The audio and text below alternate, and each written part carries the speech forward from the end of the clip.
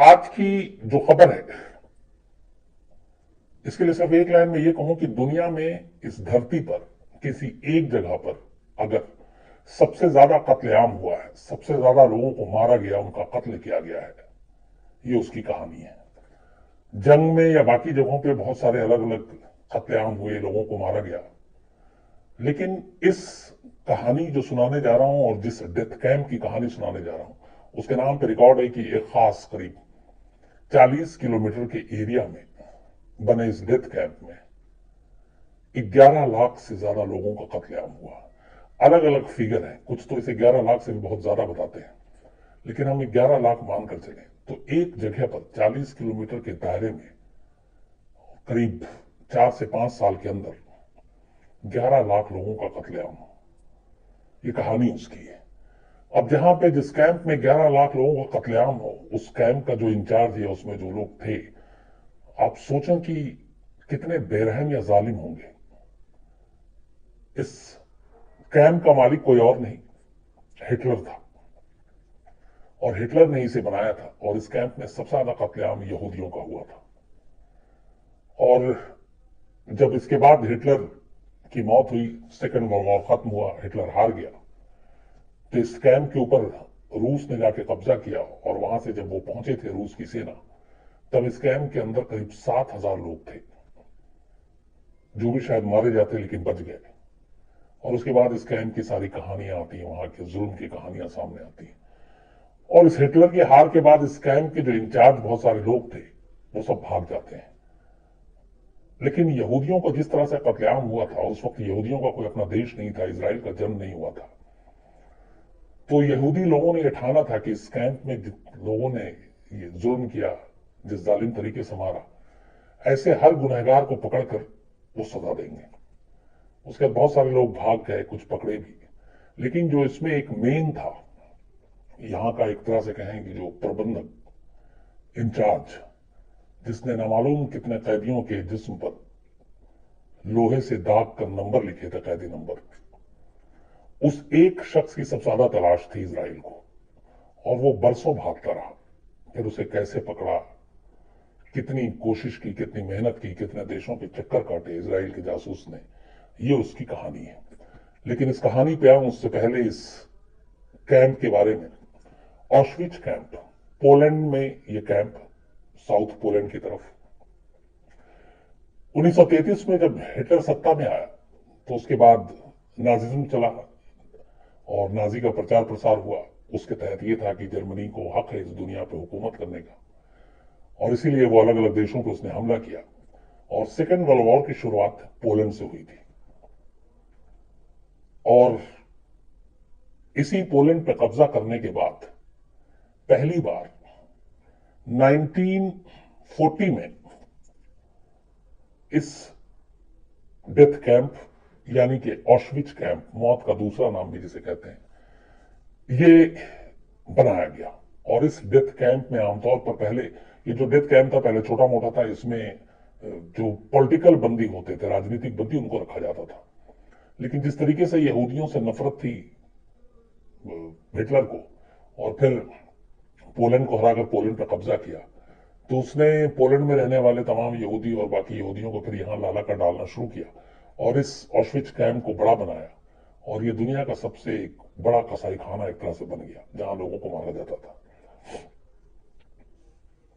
इस कैंप में तमाम यहूदियों के अलावा जो यूरोपियन कंट्री के भी जो दुश्मन थे हिटलर के, उन लोगों को, रूस के लोगों को, इन सबको बंदी बनाकर रखा जाता था।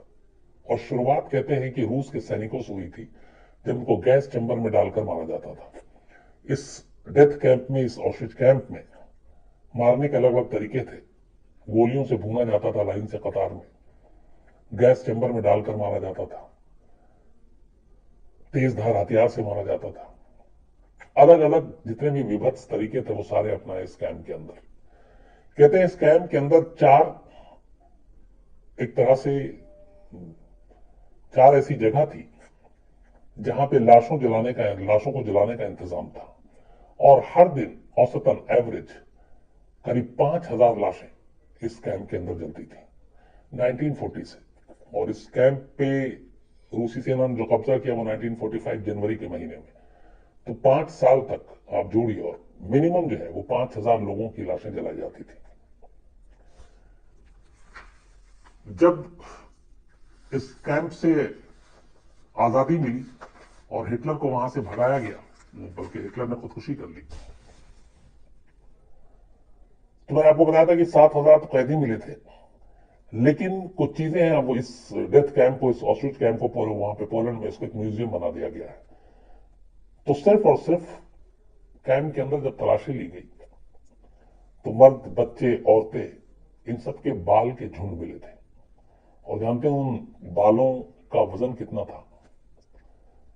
6,350 किलो, 6,350 kg के सिर्फ बाल मिले थे सर के लोगों के। तो आप अंदाजा लगाइए, और बाल का वेट कितना कम होता है। 1 लाख से ज्यादा जूते और चप्पल मिले थे जिनको संभाला गया। 12,000 से ज्यादा रसोई में इस्तेमाल होने वाली चीजें मिली थी। करीब 4,000 सूटकेस मिले थे, और बाकी अलग अलग चीजें मिली थी जिनको संभाल के म्यूजियम में रखा गया। कहते हैं कि इस कैंप में करीब 11 लाख लोगों को मारा गया था 5 साल के अंदर, और ये सारे हिटलर के लोगों ने मारा था।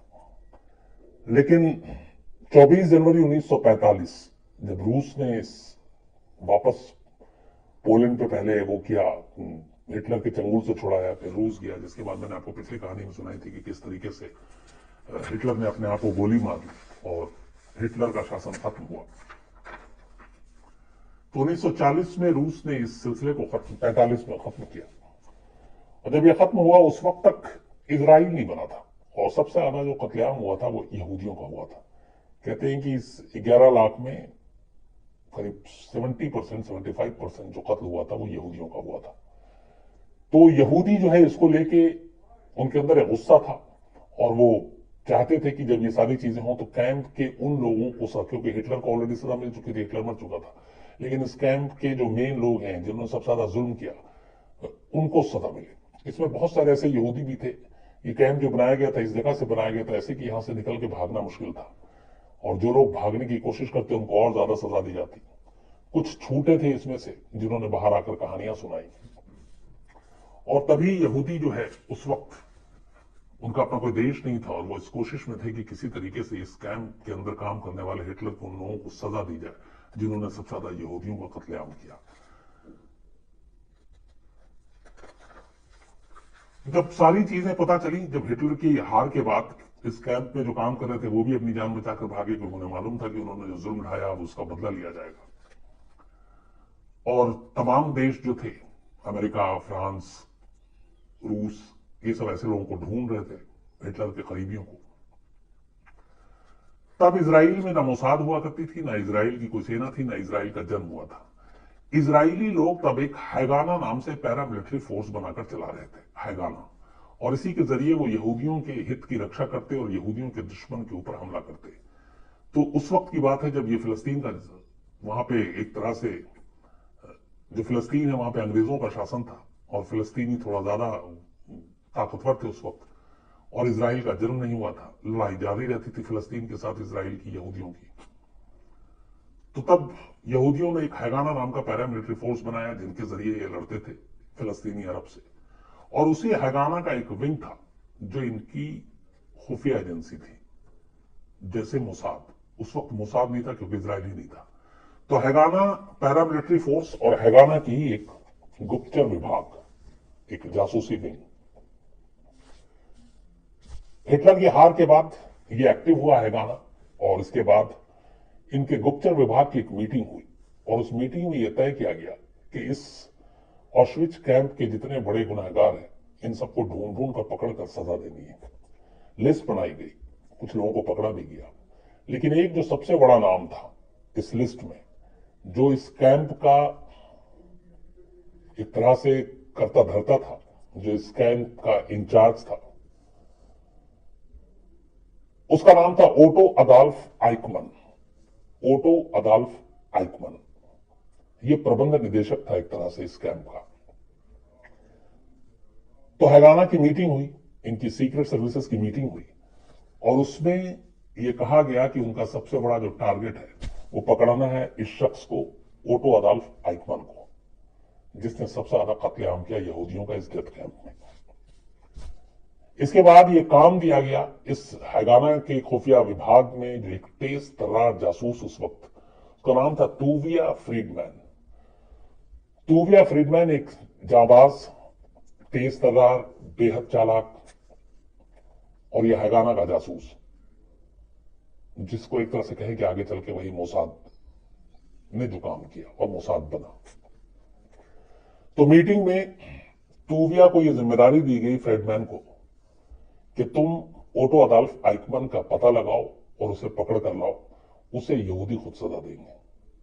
यहीं से कहानी शुरू होती है। इस डेथ कैंप जिसमें 11 लाख लोगों को मारा गया, उसके एक खूंखार, एक तरह से आप कहें जल्लाद, जेलर या प्रबंध निदेशक जो भी, उसको ढूंढ के पकड़ के लाने के लिए तूविया फ्रीडमैन ने अपनी कोशिश शुरू की। बट दिक्कत यह आई कि ओटो आइकमन की कोई तस्वीर ही नहीं थी। जब ये सारी चीजें हुई और हिटलर आ रहा था, उसने अपनी सारी निशानी एक एक करके मिटा दी और फिर वो वहां से भाग निकला। तो लगे रहे अब ये तमाम उसके पीछे, पर उसकी कोई जानकारी नहीं मिली। छोटी से छोटी कागजात उस जो कैंप में मिले या बाकी चीज जगह पे मिले, उनको ढूंढा गया।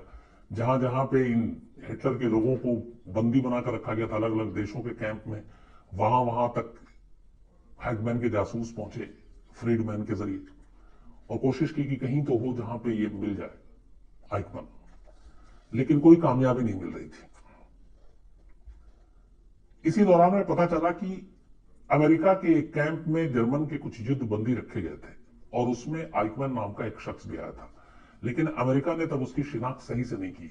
बाकी बंदियों की तरह उससे भी पूछताछ की। उसने कहा कि मैं अपने देश के प्रति वफादार हूं और मैंने कोई ऐसा काम नहीं किया, और उस वक्त जो मुझे एक देश के प्रति करना चाहिए था वही किया, वही रटा रटाया जवाब दिया। और उसके बाद उसे वैसे ही छोड़ दिया गया, उसे सीरियसली नहीं लिया गया। बाद में ये अपने 4 साथियों के साथ आइकमन उस अमेरिकी कैंप से भाग निकला और उसके भागने के बाद फिर उसकी कोई खबर नहीं मिली। फ्रीडमैन को यह बात पता चली, वो उस कैंप में जाता है अमेरिका के, वहां से जानकारी जुटाता है, लेकिन कोई ऐसी जानकारी नहीं मिलती जो उसको किसी नतीजे तक पहुंचा सकती थी और खाली हाथ रहा। लेकिन उसकी कोशिश जारी रही।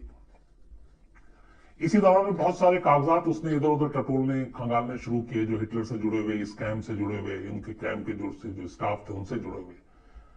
करते करते एक छोटा सा एक कागज का टुकड़ा मिलता है फ्रीडमैन को, लंबी कोशिश के बाद, जर्मनी में। और वो कागज के टुकड़े में डेट था 30 अक्टूबर 1934, 30 अक्टूबर 1934 का। और असल में ये कागज पे उसका सिर्फ सिग्नेचर था, बाकी जो मजमून था वो ये था कि वो एक वेरोनिका लिबेल नाम की महिला से शादी करने की इजाजत चाहता था। 34 की बात है, हिटलर वहां पे जर्मनी में आ चुका था और चूंकि ये हिटलर के साथ था तो इसको शादी के लिए एक मंजूरी चाहिए थी। 30 अक्टूबर 1934 की तारीख थी, उस पर इसका साइन था। इसी को फिर टटोलते टटोलते वो दूसरे कागज तक पहुंचता है जो 23 जनवरी 1935 की थी, जिसमें उसको मंजूरी दे दी गई कि आप शादी कर सकते हैं। और तब इसने शादी की और जो इसकी बीवी थी, फिर उसका नाम पड़ा वेरोनिका लिबल आइकमन। अब इस कागज के टुकड़े के जरिए पहली बार आइकमन की वाइफ का नाम पता चलता है। फ्रीडमैन अब उसकी वाइफ के पीछे पड़ता है, ढूंढता है कि कहां मिलेगी। बहुत काफी कोशिश करता है पर कोई सुराग नहीं मिलता है। आखिर में फिर एक चेकोस्लोवाकिया में एक शख्स पकड़ा जाता है और पता चलता है कि आइकमैन का दोस्त है। फ्रीडमैन को यह खबर मिलती है, वो चेकोस्लोवाकिया के प्राग पहुंचता है। प्राग पहुंचकर उस शख्स से मिलता है जिसको पकड़ा गया था और उसका नाम था बिल्जली। बिल्जली से बात करता है तो पता चलता है कि वो आइकमैन का दोस्त नहीं बल्कि उसका एक तरह से दुश्मन था, नफरत करता था। उससे बहुत सारी बातचीत की जाती है लेकिन उससे कोई खास खबर नहीं मिलती, उसको कोई सुराग नहीं मिलता है। बट वो इतना बताता है कि एक चेकोस्लोवाकिया में ही एक ड्रोपल नाम की जगह पे है जहां पे आइकमन की एक छोटी सी फैक्ट्री हुआ करती थी। तो अब जर्मन, पोलैंड, अमेरिका, उसके बाद पता चला कि ये ड्रोपल, यहां पे एक फैक्ट्री थी आइकमन की और वहां से कुछ सुराग मिल सकता है। फ्रीडमैन अपने एक सहयोगी, दूसरे एक जासूस जिसका नाम था मोनास, उसको ड्रोपल भेजता है और कहता है कि जाकर उस फैक्ट्री और उस फैक्ट्री से रिलेटेड जितनी भी जानकारी हो उसको जुटाओ। मोनास ड्रोपल पहुंचता है एक अमीर बिजनेसमैन के रूप में। वहां जाकर उस फैक्ट्री के आसपास, जहां उसको पता मिला था कि यहां पे है, एक रिजॉर्ट में वो कमरा लेता है, वहां रहता है। उसके बाद धीरे धीरे वहां के लोगों से दोस्ती करता है और ये अपने आप को बताता है कि जर्मनी के युद्ध में जो सैनिक मारे गए उनका हमदर्द है। और उस इलाके में बहुत सारी ऐसी विधवाएं थी जो जर्मनी के युद्ध में मारी गई थी, तो उनको लेकर उसके प्रति, एक मोनास के प्रति उन लोगों के लिए भी हमदर्दी आती है। और इसी दौरान एक विधवा महिला से मोनास की मुलाकात होती है और ये जो मोनास जिस महिला से मिलता है, ये असल में कहीं ना कहीं आइकमन से को जानती थी।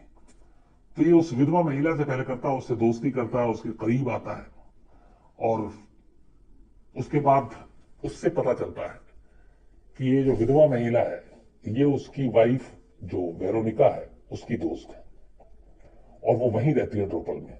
और उसके 3 बच्चे हैं, यानी आइकमन के 3 बच्चे थे। तो विधवा से बहुत नजदीकी बनाने के बाद अब मोनास किसी तरह से आइकमन की वाइफ तक पहुंचना चाहता, क्योंकि एक बहुत बड़ा एक जरिया था आइकमन तक पहुंचने का। धीरे धीरे उस विधवा के जरिए वो वेरोनिका के भी करीब जाता है, दोस्ती होती है। थोड़े दिनों के बाद वेरोनिका के घर आना जाना शुरू होता है, 3 बच्चे भी मोनास को पसंद करने लगते हैं और इनकी दोस्ती गहरी होती जाती है। लेकिन वो घर जाने के बाद काफी कोशिश करता है किसी तरह से आइकमन की कोई फोटो मिल जाए, कभी नहीं मिली। पर वो अपने काम में लगा रहता है। इस दौरान में वेरोनिका को एक दिन कहती है मोनास से कि मुझे एक मेड चाहिए, तबीयत ठीक नहीं है घर में किसी काम के लिए और मेड मिल नहीं रही है। तब मोनास कहता है कि ठीक है, मैं रिजॉर्ट के मालिक से बात करके किसी मेड का इंतजाम कराता हूँ। इसके बाद वो फ्रीडमैन को यह खबर देता है। हैगान की एक महिला जासूस मेड बनकर वेरोनिका के घर पहुंचती है, करीब 6 महीने तक वहां काम करती है, लेकिन उससे कोई जानकारी नहीं मिलती। आखिर में वो अपनी रिपोर्ट देती है कि वेरोनिका और आइकमन के बीच पिछले 7-8 सालों से कोई संबंध नहीं, कोई रिश्ता नहीं, और वेरोनिका को पता ही नहीं है कि आइकमन कहाँ है और वो कुछ नहीं जानता।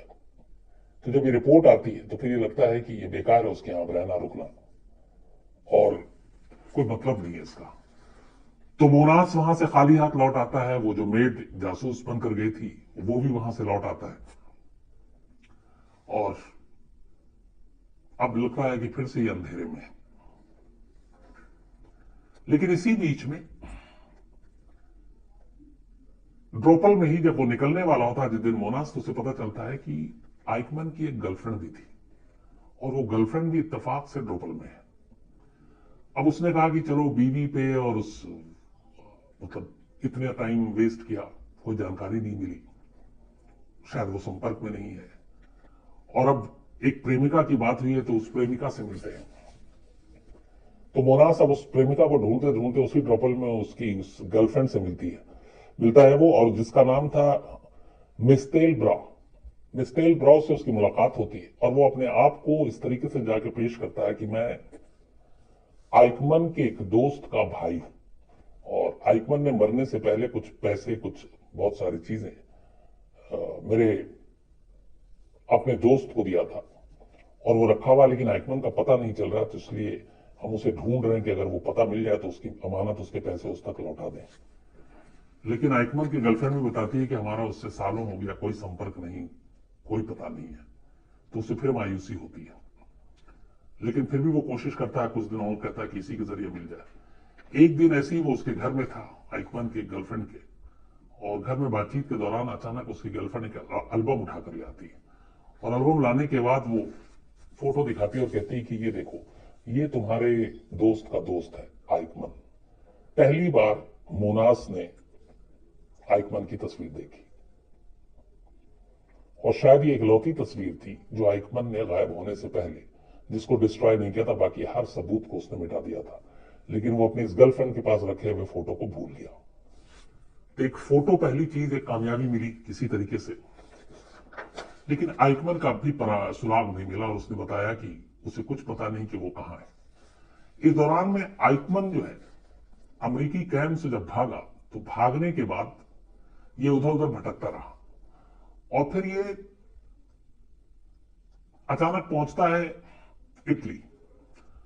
और इटली में एक नौकरी करता है, जंगल में इसको जंगल की देख ब्रेक के लिए नौकरी पे लगा दिया गया था, और वो वहां पे एक फर्जी सर्टिफिकेट लेकर पहुंचता है और वहां जाकर अपना नौकरी काम करना शुरू कर देता है। इटली में थोड़े दिन काम करने के बाद फिर मालिक खस्ता हाल हो जाता है और वो काम बंद हो जाता है। फिर वो वहां से निकलता है और पोर्ट ऑफ जिनेवा पहुंचता है। वहां पे कुछ दिन रहता है, लेकिन इस बार वो पादरी बनकर रहता है और उसे मालूम था कि यहूदी उसे ढूंढ रहे हैं, इसलिए उसे अलग अलग जगहों पर रहना है। फिर वहां से वो वेटिकन सिटी पहुंचता है और पोप के राज्य में, चूंकि वेटिकन सिटी है, तो वहां उसे पासपोर्ट मिल जाता है और उसके बाद अब नया रिकार्डो क्लेमेंट के नाम पे एक नया पासपोर्ट, एक नई पहचान बनाता है और वो वेटिकन सिटी का एक नागरिक बन जाता है इस पासपोर्ट के जरिए।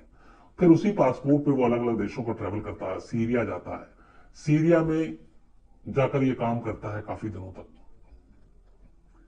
फिर सीरिया से निकलकर ये कई और देश जाता है, यूं ही भटकता रहता है।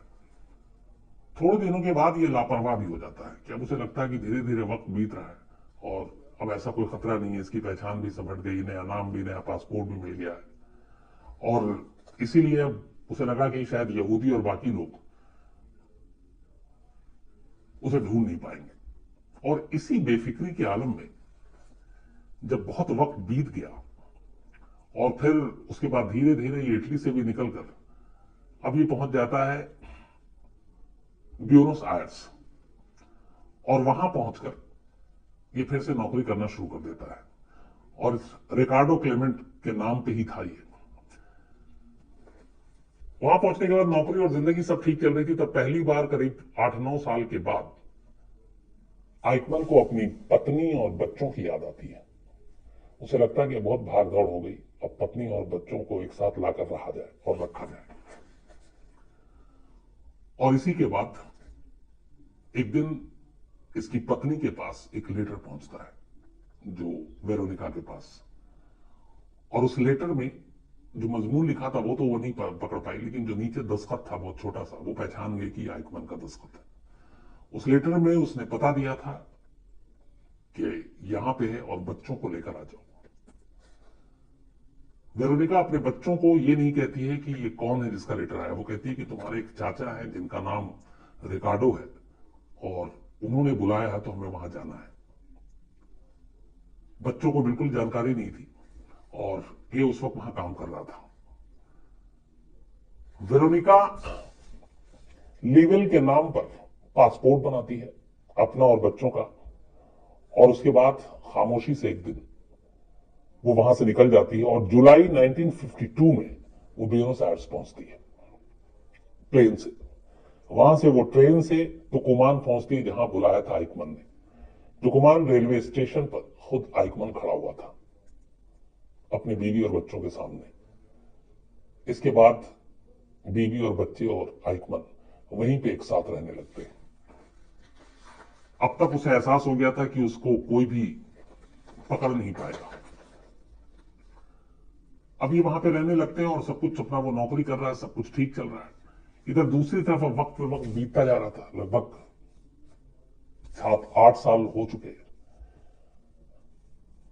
इजराइल अस्तित्व में आ गया, इजराइल का जन्म हो गया, इजराइल एक नया देश बना, हैगाना और बाकी चीजों को मर्ज कर दिया गया, जो इसका खुफिया ब्यूरो था वो भी मर्ज हो गया। धीरे धीरे फिर वो मोसाद बना और इसी दौरान में फिर इस एक केस के बारे में फाइल पे चर्चा हुई और पता चला कि एक ऑश्विट्ज कैंप के प्रबंध निदेशक ओटो अडॉल्फ आइकमन को तलाशने के लिए तूविया फ्रीडमैन के नाम के एक जासूस को जिम्मेदारी दी गई थी, लेकिन इतने साल हो गए और वो उस तक नहीं पहुंच पाया। तो फिर कहा गया कि वो बेवकूफ है, नाकाम रहा, इस प्रोजेक्ट को बंद कर दो, उसको ढूंढने का काम छोड़ दो। तो जो बजट, जो पैसे, सारी चीजें जो मिलती हैं वो सारी चीजें रोक दी गई। इस चीज का फ्रीडमैन को बड़ा धक्का लगा, क्योंकि उसने सालों लगा दिए थे आइकमन को ढूंढने के लिए, और इजराइल के जन्म के बाद अचानक अब उसकी और उसकी काबिलियत पे उंगली उठी। उसने अपनी पर्सनल जिद बना ली कि जो मुझे नाकामी मेरे चेहरे और मेरे सेहरे सर के ऊपर डाला गया है, मैं इसको ढूंढूंगा और मैं आइकमन को तलाशूंगा जरूर, क्योंकि वो मरा नहीं है। इसने अपने दोस्तों से और बाकी बीवी के गहने बेचकर इसने पैसे जुटाए और आइकमन की तलाश जारी रखी। वक्त बीतता गया, आइकमन अब अपनी बीवी और बच्चों के साथ तुकुमान में है और ये दर दर भटक रहा है फ्रीडमैन उसकी तलाश में, लेकिन कोई जानकारी नहीं मिल रही है। इस दौरान में जब फ्रीडमैन को भी लगा कि शायद वो नाकाम हो जाएगा और दुनिया बहुत बड़ी है और पता नहीं किस भेष में कहां किस में रह रहा हो, तो अब उस तक पहुंचना मुश्किल है। तभी अचानक एक चमत्कार होता है और एक गलती होती है। आइकमैन की पत्नी वेरोनिका लीबेल आइकमैन, जो उसके बुलाने पे ब्यूनस आयर्स पहुंची थी, वहां काफी वक्त रहने के बाद कुछ चीजें निपटाने के लिए एक बार कहती कि वापस ड्रोपल जाना है, और वो वापस ड्रोपल आती है। और एक उसका ये भी था कि पासपोर्ट का डेट एक्सपायर्ड हो रहा था, तो पासपोर्ट रिन्यू भी कराना था। तो वो जब वापस पहुंच रही है और जब पासपोर्ट रिन्यू कराती है तो उससे एक गलती हो जाती है। उस पासपोर्ट में वो पूरा नाम लिखती है, वेरोनिका लीबेल आइकमन। इस दौरान में ड्रोपल में चूंकि प्रेमिका भी थी, बीवी भी थी, फ्रीडमैन ने अपने नेटवर्क को वहां से हटाया नहीं था। उसके जासूस उसके लिए काम कर रहे थे। तो अचानक पासपोर्ट ऑफिस में एक दिन एक आवेदन आता है जिसमें वेरोनिका लीबेल आइकमैन के पासपोर्ट को रिन्यू करने की अर्जी थी। जैसी ये चीज आती है पासपोर्ट ऑफिस के जरिए फ्रीडमैन के उस जासूस तक की खबर पहुंचती है, वो फ्रीडमैन को बताता है। तब पता चलता है कि इसकी वाइफ जो है ये भी बाहर से आई है और ब्यूनस आयर्स से आई है और काफी लंबे वक्त के बाद आई है। तो पहली चीज होती है कि क्यों गई, कहीं आइकमैन ने तो नहीं बुलाया था। इसके बाद पासपोर्ट जब बन जाता है तो फिर यहां से फ्रीडमैन अपने जासूसों से का काम शुरू करवा देता है, पूरी जासूस। जिस ट्रैवल एजेंट से अब इनकी वापसी का टिकट है वापस आना था, वो ट्रैवल एजेंट भी एक तरह से इजराइल का जासूस था, फ्रीडमैन के लिए काम करता था। वो टिकट बनाता है, उससे पता चल जाता है कि ये ब्यूनस आयर्स जा रही है। इसके बाद पासपोर्ट ऑफिस से लेकर निगरानी शुरू थी, टिकट भी बन गई। और जब ये वहां से निकलकर, अब इस बीच में जो आइकमन था वो अर्जेंटीना में ही वेट कर रहा था। अर्जेंटीना का टिकट लेती है, वापस जाती है। अर्जेंटीना एयरपोर्ट पर जब ये फ्लाइट पर जिसमें बैठती है उसमें भी इसराइल के जासूस बैठे हुए लगातार वेरोनिका के साथ हैं। एयरपोर्ट पर उतरने के बाद जो टैक्सी वो लेती है, उस टैक्सी का ड्राइवर भी इसराइल का जासूस था। उसके जरिए वो वेरोनिका से उस घर तक पहुंचते हैं जिस घर में आइकमैन था। और पहली बार जब वेरोनिका पहुंची और उस टैक्सी ड्राइवर के जरिए जो इसराइल का जासूस था, आइकमैन बाहर आता है, पति पत्नी मिलते हैं और वो आइकमैन को अपने सामने जिंदा देखता है। ये खबर जब तूविया फ्रीडमैन को मिलती है तो वो खुशी से उछल पड़ता है। बरसों की मेहनत अब उसके सामने थी। अब लेकिन ये था कि इसराइल में इसको कैसे इजरायली जासूस इसको अर्जेंटीना में कैसे पकड़े। इसराइल और अर्जेंटीना के बीच कोई ट्रीटी भी नहीं थी। किडनैप करने में बड़ा खतरा था, और किडनैप कर लें तो इसराइल कैसे ले जाएं वापस यहां से, ये सारे जोखिम भरे काम थे। लेकिन इस दौरान में फ्रीडमैन ने अपनी एजेंसी को खबर कर दी कि जिस मिशन पे वो लगा हुआ था, जिसके लिए उसे नकारा कहा गया था, वो डेथ कैंप का वो जालिम शख्स उसे मिल चुका है और जिंदा है। इसराइल भी खुश होता है। इसके बाद अब होता है कि उसको वहां इसराइल से लाया कैसे जाए। इत्तेफाक से किस्मत साथ देता है। अर्जेंटीना की आजादी के 100वीं सालगिरह मनाई जाने वाली थी। अर्जेंटीना में 100 साल हो रहे थे अर्जेंटीना की आजादी को, और उसी 100 साल के मौके पे अर्जेंटीना और इसराइल के बीच में पहली बार हवाई यात्रा भी शुरू हो रही थी। इससे पहले इन दोनों के बीच में हवाई यात्रा नहीं थी।